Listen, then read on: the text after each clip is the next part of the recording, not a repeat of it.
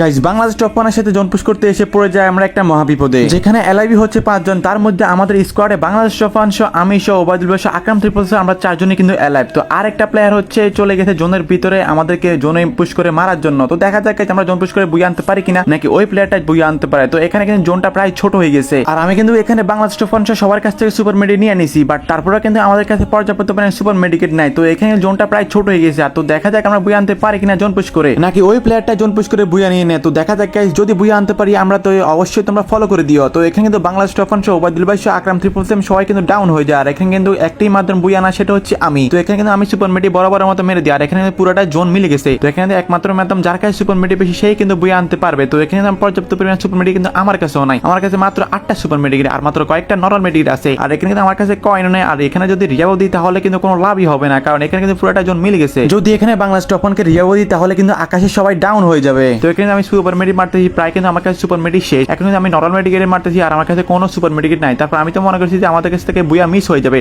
তো যখনই সামনে যায় তখনই দেখি এনিমিটা এলিমিনেট হয়ে যায় আর আমাদের হয়ে যায় বুয়া। ভিডিওটা যদি ভালো লাগে অবশ্যই ফলো করে দিও।